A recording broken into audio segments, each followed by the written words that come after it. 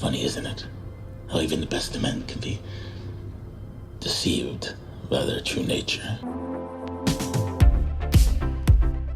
Hey, welcome back to ScreenCrush. I'm Ryan Airy. So Vincent D'Onofrio's Wilson Fisk, aka the Kingpin, is making a triumphant return in Marvel Studios' Echo following the events of the Hawkeye season finale when Echo shot him in the street, but more on that in just a bit. Now, if you haven't seen the Daredevil Netflix series and you only saw Hawkeye, you might wonder what the big deal is, so we're going to recap the entire story of Kingpin and a little bit of Daredevil that you'll have to know before you watch the show Echo. So D'Onofrio's Kingpin is one of the greatest villains of the entire Marvel Cinematic Universe, and strangely enough, he hasn't always been in the MCU per se. The Netflix Daredevil series introduced us to this version of Kingpin, and that series has always lived in this gray area where it's kind of in the MCU, but it's also kind of not. I am now. No, I'm not. I am not. But with Vincent D'Onofrio's Kingpin officially being brought into the MCU in the Hawkeye series, we learned about a chapter of Kingpin's history connecting him to the new Marvel heroine Echo. Now, Kingpin will not only be playing a major role in the Echo series, but he is the lead antagonist of the upcoming Daredevil Born Again series as well, whenever that's going to happen. It's been 84 years. So before we start our new journey with the Kingpin, we're going to break down Wilson Fisk's full history by connecting the dots between his time on the Netflix Daredevil series, the flashbacks to his childhood, and the flashbacks we've seen between him and Echo. And of course, how all this is going to connect to what's next for the big bad going forward. Wilson Fisk was brought up in an abusive household, the abuse solely stemming from his father. His father not only abused him, but his mother as well. Wilson's abusive upbringing greatly affected him like it would for any child. But his father also instilled in Wilson lessons of a barbaric rage and revenge as an illusion of respect. People like this that want to keep you down,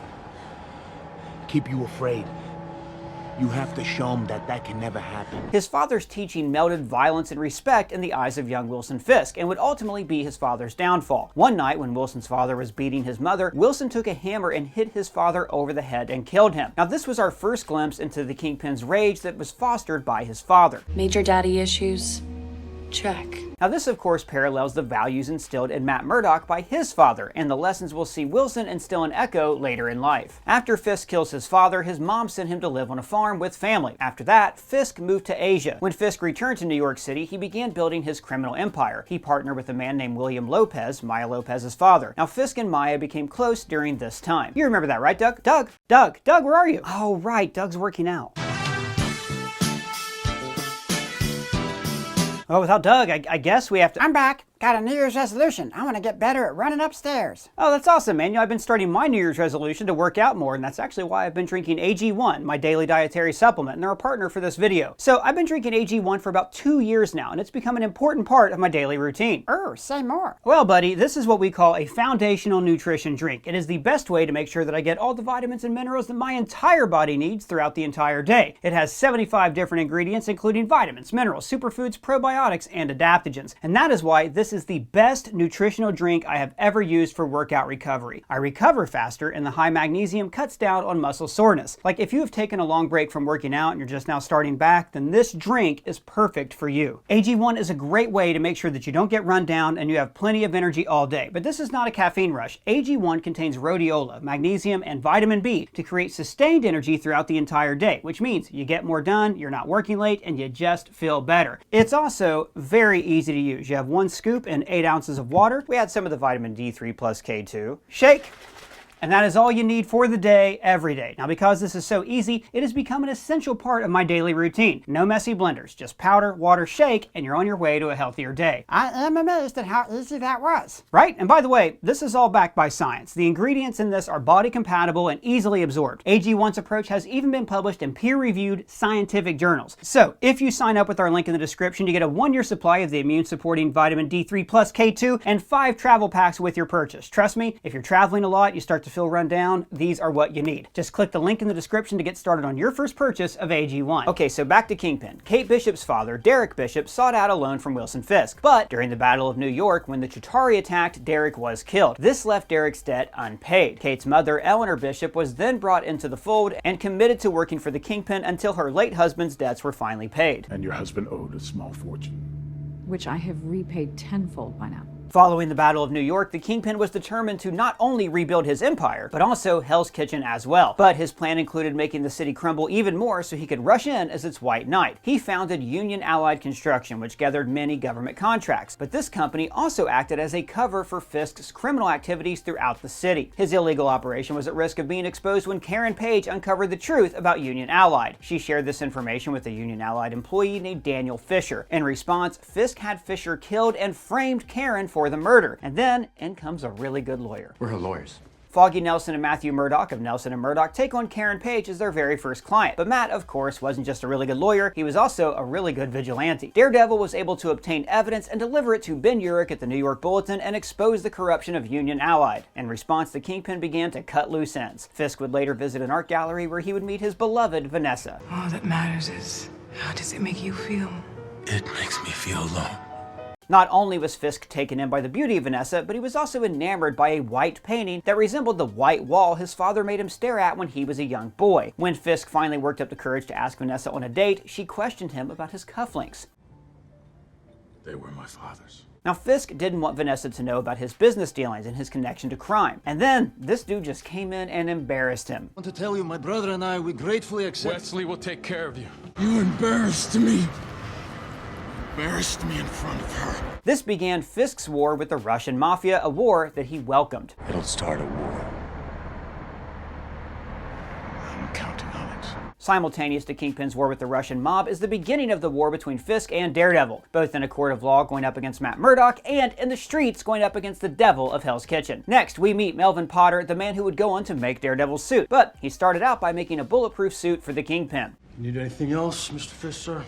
Not today, Mr. Potter. Vanessa and Wilson's relationship is strained by the war, but she convinces him to tell her the truth about his criminal enterprise. Despite these dark revelations, Vanessa decides to maintain her romantic relationship with the Kingpin. Fisk then begins playing both sides of the fight and uses his own violent actions to rally support around him and against Daredevil. The city crumbles, needs to die before it can be reborn. And then came the long-awaited meeting of Hell's Kitchen's two titans. Matt Murdock visits Vanessa's art gallery and comes face to face with Fisk. Seeing Hell's Kitchen to its fullest potential is very important to me.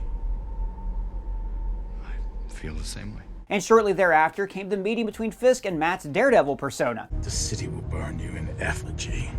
Your name, your very existence. As the battle with both Matt Murdock and Daredevil begins to break down the stronghold that was the Fisk criminal empire, a lot of people surrounding the situation get hurt. Vanessa is poisoned by Kingpin's business partner, Leland Owsley. Later, Kingpin finds out that it was Leland and kills him. Karen is abducted by Kingpin's right-hand man, Wesley, so Karen ends up killing Wesley to escape. Ben Urich, who had been assisting Karen in trying to defeat Kingpin in the court of public opinion, was viciously strangled by Fisk when he found out that they questioned his elderly mother. You went after my mother.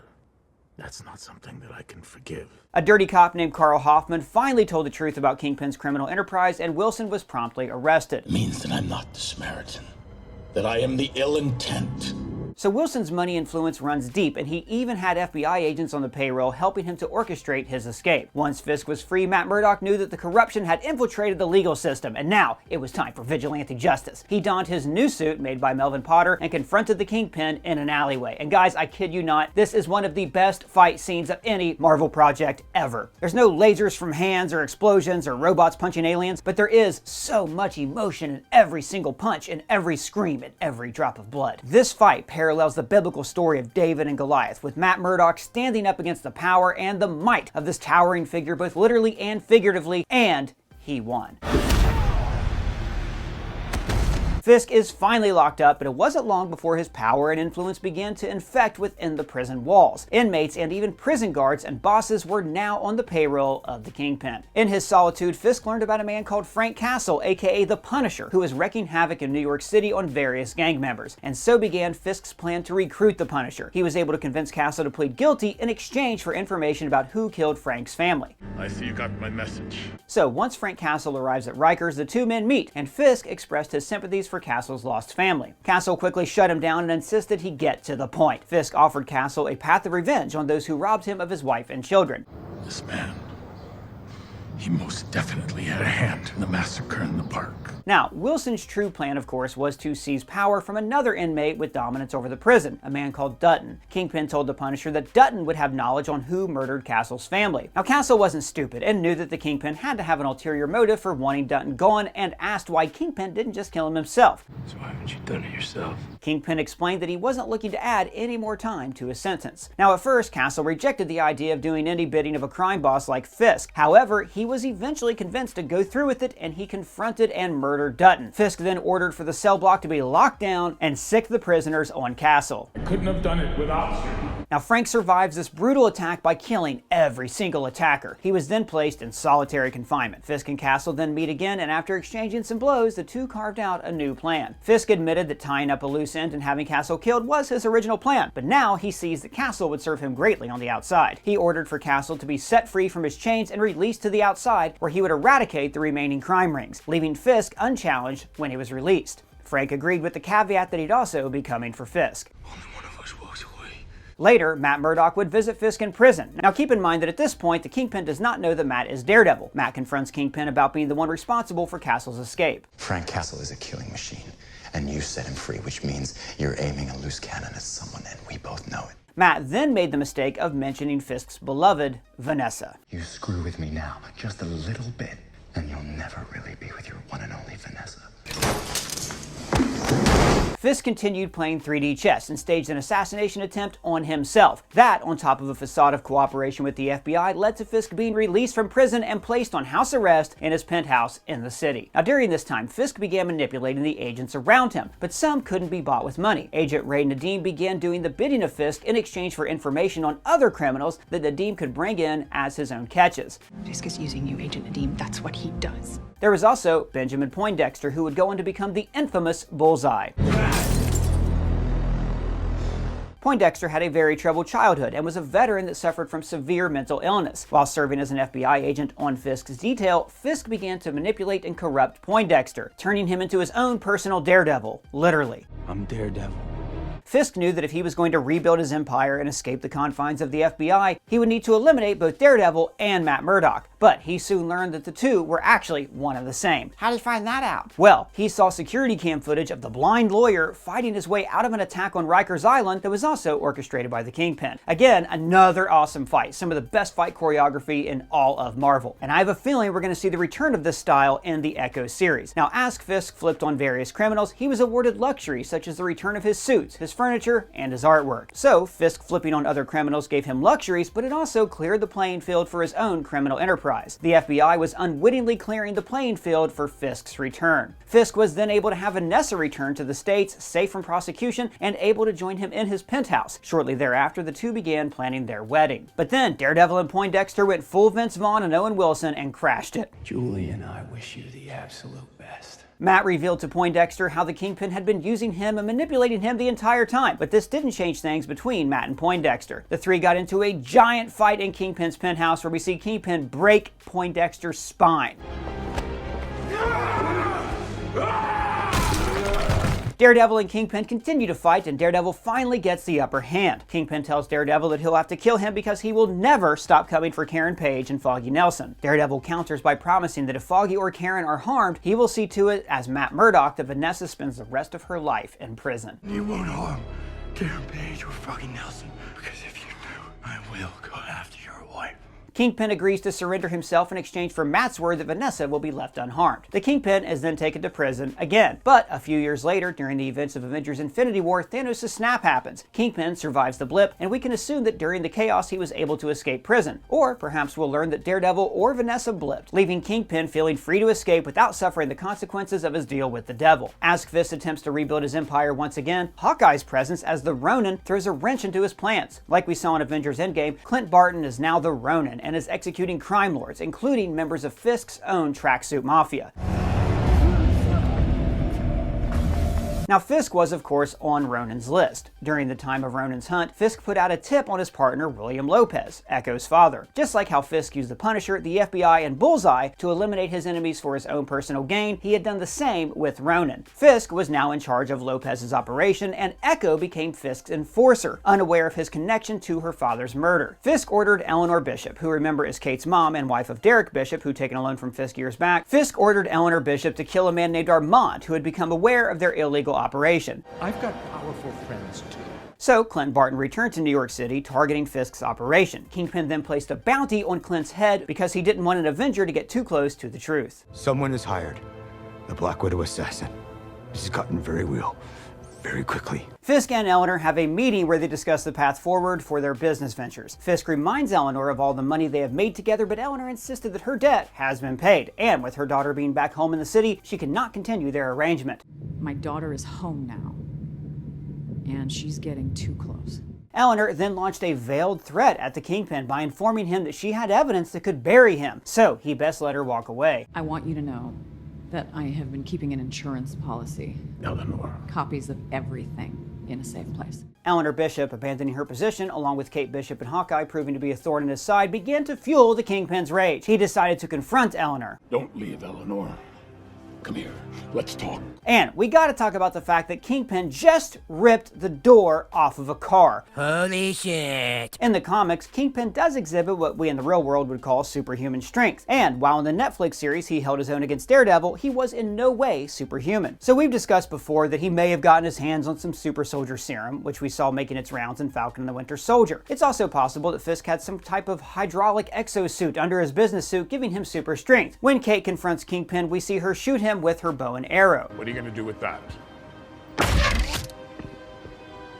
Now, the arrow not penetrating his skin likely has nothing to do with any kind of super serum, and it's a callback to the bulletproof suits that we saw him showcase in the Netflix series. Kingpin and Kate have their big fight, and while it was nothing like his fights in the Daredevil series, it wasn't too bad either. But I'm hopeful that with Echo having a TVMA rating, we're going to see the return of Kingpin's brutality and some really bloody fights. Kate ultimately defeats the Kingpin, but he escapes before the police arrive. The same, however, cannot be said for Eleanor. Mrs. Bishop, you're under arrest for the murder of Armand Duquesne III.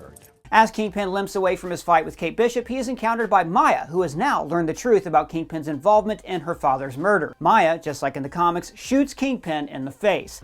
Sometimes family doesn't see eye to eye. Now, in the comics, Kingpin is completely blinded, but we only heard one shot in this scene, and in the trailers for Echo, we see Fisk wearing a single eye patch. Wilson Fisk is a troubled soul and has served as one of the greatest foes for Daredevil, Echo, and even Spider-Man, and Vincent D'Onofrio's portrayal of the character is brilliant. So we are so excited that he's finally been brought into the proper MCU, and I cannot wait to see him in the Echo series. Guys, we are just so pumped for his role in the upcoming Daredevil Born Again series. Well, guys, I want to shout out the writer of this video, Mr. Colton Ogburn, the guy who lives eternally trapped in our television but doesn't know it, so please don't tell him. If you guys have any thoughts on this video or any questions, you can either of us on Twitter or you can tell us in the comments below. And if it's your first time here, please subscribe and smash that bell for alerts. For ScreenCrush, I'm Ryan Airy.